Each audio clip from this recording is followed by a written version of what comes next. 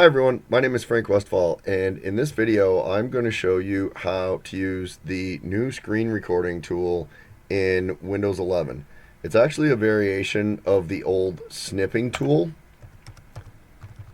So snipping tool has been around for a long time, at least since Windows 7, and it's super useful for grabbing screenshots, but they've added a screen recording option to it now. So if we just open this up, I'm going to minimize my web browser there, and I'm using different screen recording software right now to be able to demonstrate the tool to you. So I'm actually recording, and then I'm going to make a recording while I'm recording. This is the typical snipping tool right here. We're all familiar with that. There's the snip. But if we switch modes, this is for screen recording, and then hit new, you can select the area you want to record. Say we only want to select that.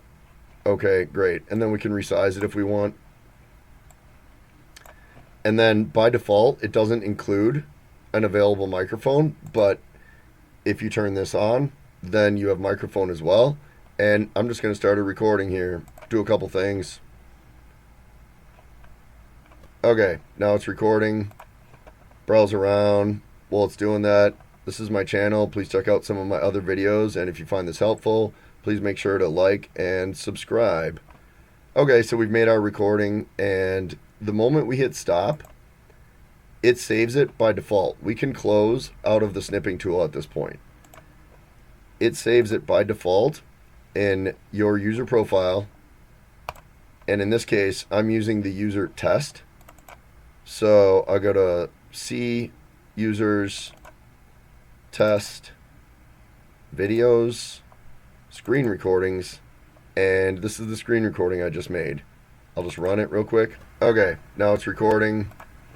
Browse around, and there's a lot more options in this snipping tool than there previously was, and I'll just show you the options you have available here. If you go to settings, this is pretty sweet. For basic screen recordings, I might start using this instead of what I'm using now, which is NCH Debut. This is built into Windows 11 and it's free all the time. You can change where your default screen recordings are saved to. You can change whether they're automatically saved. You can add borders. You can have your microphone turned down by default. You can turn off your system audio if you only want to use your microphone. This change to the snipping tool started with Windows 11. So probably from now on, every Windows operating system will have the ability to screen record. Anyway, I just wanted to let you know that's there and demonstrate how to use it. That's it. Thank you for watching. Bye for now.